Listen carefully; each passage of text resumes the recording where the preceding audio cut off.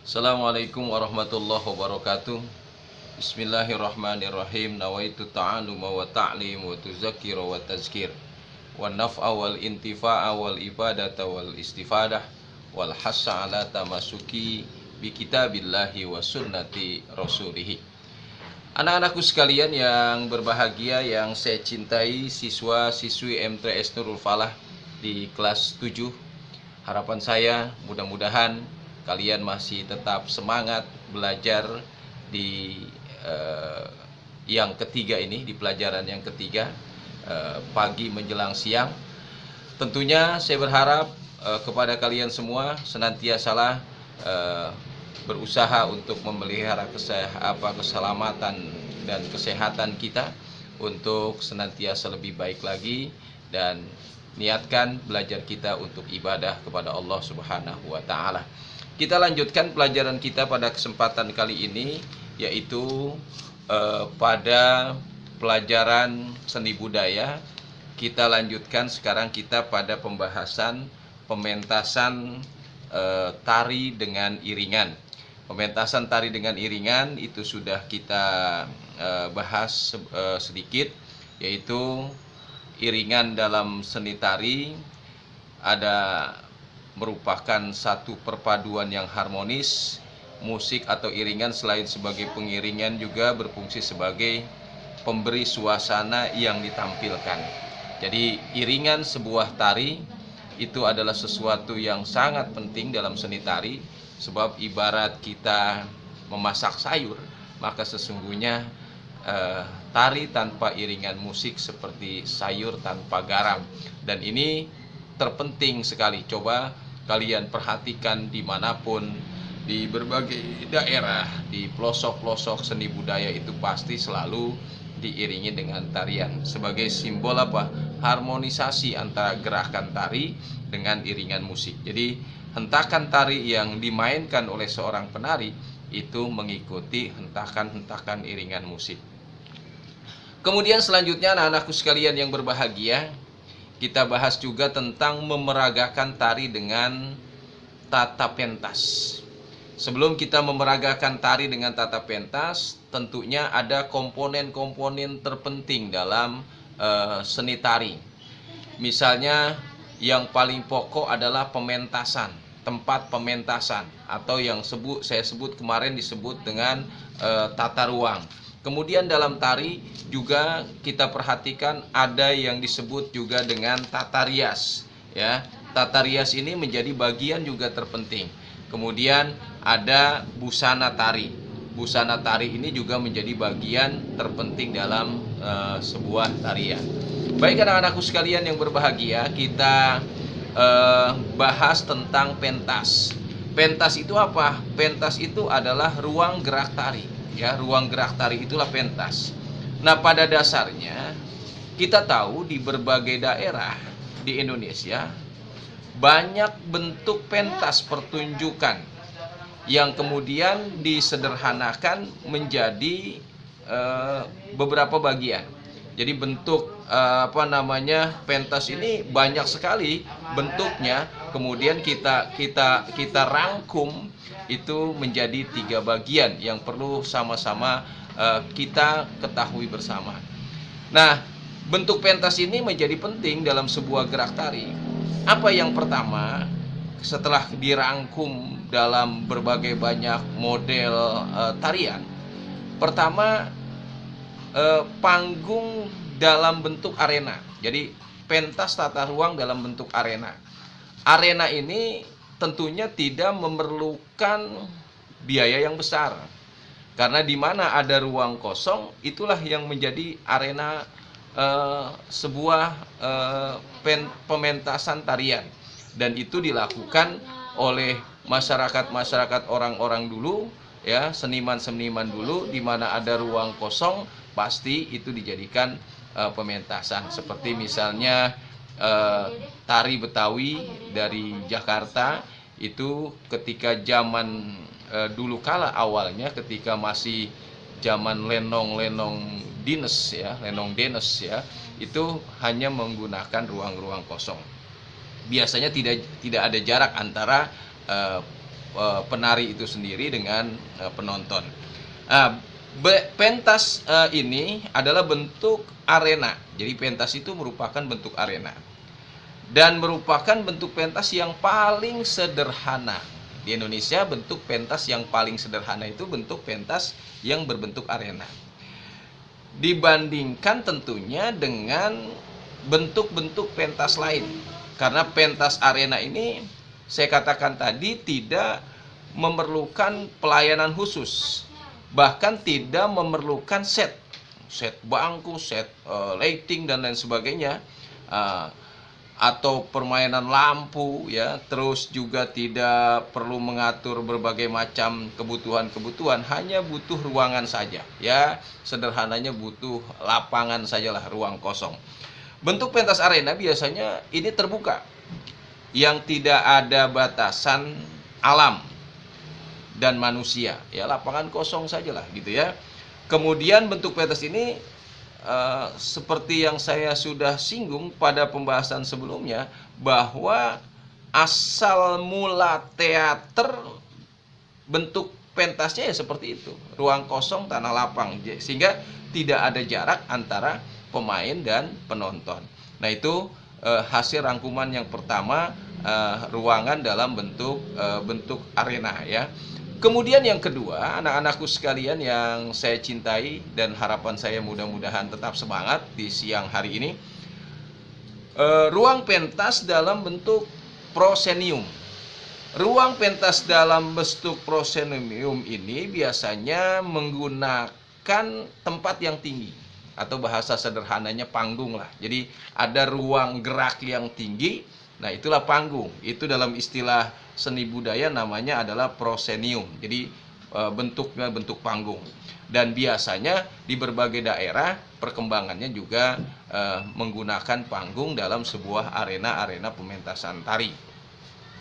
Misalnya contohnya adalah pertunjukan tarian ludruk di Madura atau tari topeng. Itu juga perkembangan selanjutnya menggunakan panggung dalam bentuk proscenium ya, panggung proscenium yang tempatnya tinggi.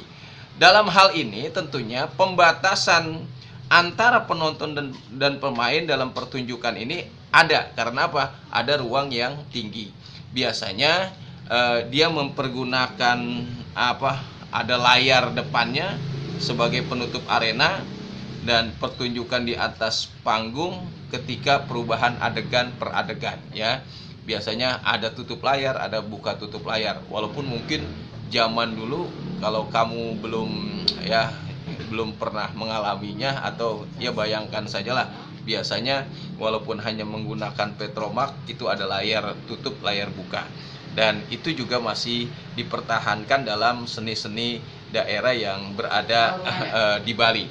Nah, kemudian yang ketiga, anak-anakku sekalian yang berbahagia, bentuk beraturan. Ya, bentuk beraturan ialah pentas yang dibuat sedemikian rupa. Jadi bentuk pentas yang dibuat sedemikian rupa yang tujuannya adalah untuk, baik anak-anakku sekalian, kita lanjutkan pembahasan kita.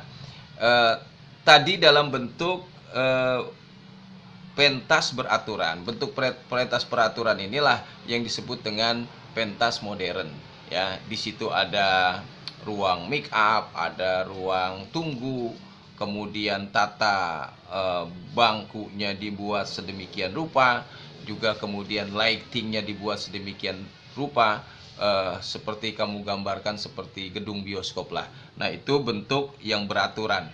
Baik bentuk beraturannya ada yang penontonnya saling berhadapan di tengah panggung, atau berbentuk tapal kuda, atau berbentuk lingkaran. Nah itu disebut dalam kategori bentuk pentas beraturan. Jadi pentas yang dimaksud di sini adalah sering kita jumpai dalam pementasan-pementasan dalam pertunjukan yang ada di dalam ruangan, yang kadang terbentuk, saya katakan tadi, dalam bentuk lingkaran, bisa juga berbentuk segitiga, kemudian segi panjang, dan lain sebagainya. Nah, tari yang diragakan ini di panggung terbuka ada juga itu bentuk peraturan, seperti misalnya di daerah Candi Prambanan. Di sana juga ada pentas yang ada sejak zaman dahulu kala sampai sekarang juga dilestarikan. Nah, di Prambanan ada, kemudian di Borobudur juga ada. Biasanya itu memainkan tari-tari dalam bentuk kolosal. Kolosal itu jumlah penarinya begitu banyak, menceritakan tentang tarian-tarian ya kolosal itu seperti perang dan lain sebagainya ya. Artinya melibatkan jumlah penari, ratusan penari. Hal ini dikarenakan panggung yang digunakan itu tentunya berukuran besar. Jadi sekali lagi anak-anakku sekalian, kita belajar hari ini 3 bentuk ruangan. Pertama ruang pentas, yang kedua prosenium, dan ketiga bentuk beraturan. Itu adalah ruang gerak dalam sebuah tarian yang ada di Nusantara. Kemudian bagian yang kedua menjadi bagian penting selain pentas dalam komponen tari adalah tata rias. Dalam pelajaran yang lalu, tata rias ini termasuk wirupa ya. Nah, tata rias juga menjadi sesuatu bagian yang terpenting dalam proses sebuah penampilan tari. Karena tata rias ini akan membuat karakter penari yang memainkan peranan tari ini akan menjadi berkarakter. Biasanya dalam penggunaan tata rias ya biasa menggunakan make up, misalnya bedak, lipstick, pensil alis maksudnya ya, terus shadow dan lain sebagainya. Nah, itu saya tidak begitu hafal nama-nama lipstick ya, karena itulah bagian dari komponen-komponen daripada tata rias. Nah, tujuannya daripada tata rias ini menjadi penting dalam bagian tarian adalah untuk mengangkat cerita yang diperankan dalam tari, dan kemudian untuk membedakan karakter penari yang satu dengan penari yang lain. Kita dulu sudah belajar bahwa karakter tari itu ada yang karakter feminim, kemudian juga karakter maskulin ya. Kalau feminim itu melakukan gerakan yang gemulai gitu ya. Kemudian kalau maskulin biasanya dalam tari kolosal misalnya menokohkan pahlawan atau sang jawara dan lain sebagainya. Dan itu juga dibuat dalam karakter yang dibuat dalam tata rias. Ini menjadi penting ya. Dan di buku ada beberapa contoh wajah-wajah pembuatan karakter dalam tata rias penari. Dan sekarang itu teknologi pembuatan karakter menggunakan tata rias itu begitu canggih, tidak seperti dulu ya. Kemudian yang berikutnya ada yang disebut bagian tari yang menjadi pokok terpenting adalah tata busana. Coba kalian perhatikan, tarian-tarian daerah itu mempunyai tata busana yang berbeda-beda antar satu daerah dengan daerah lain, antar suku dengan suku lain ya. Dan itu adalah sebuah kekayaan budaya yang tentunya bagi kita generasi muda ini harus memiliki wawasan, pengetahuan, dan kalau perlu kita lakukan penelitian kenapa Jawa misalnya menggunakan selendang atau menggunakan batik, atau tarian satu daerah yang lain menggunakan ini. Itu adalah bagian karakter dari satu daerah dengan daerah lain. Yang jelas, busana tari ini adalah segala pakaian yang dipakai oleh penari, dari ujung rambut sampai ujung kaki, itulah busana pakaian penari. Pada saat dia mempertunjukkan suatu karya tari yang dibuat oleh penata tari itu sendiri. Kamu ingat apa yang disebut dengan penata tari? Yaitu namanya koreografer ya. Nah, busana itu sebaiknya kemudian disesuaikan dengan bentuk tariannya. Misalnya tata busana untuk tari kupu-kupu, ya paling tidak harus ada yang menyerupai kupu-kupunya. Misalnya kupu-kupu itu mempunyai mempunyai sayap untuk terbang. Nggak mungkin lah kupu-kupu menggunakan belalai, ya enggak? Nah, selain itu busana tari juga harus enak dipandang. Selain enak dipandang sehingga menghipnotis penonton, sang penikmat tari, juga komponen bagian dari tata busana tari itu harus juga enak ketika penari melakukan gerakan penari, ya. Di buku kalian lihat ada beberapa gambar dari satu tari daerah dengan tari daerah lain. Misalnya ada gambar tari kecak, apa pakaiannya, kenapa orang Bali itu selalu senang menggunakan kotak-kotak hitam dan putih. Nah, ya, kotak-kotak hitam dan putih seperti catur. Nah, itu coba kamu cari kenapa kotak-kotak hitam putih, ya. Ya, kemudian ada tari saman. Tari saman itu menggunakan khas Aceh sebagai sebuah identitas. Kemudian tari Jawa, ya, biasanya wanitanya selalu menggunakan hiasan bunga melati. Nah, itu juga kenapa harus menggunakan hiasan bunga melati, tidak bunga kemboja, ya. Kalau punya kemboja pasti orang Bali, ya.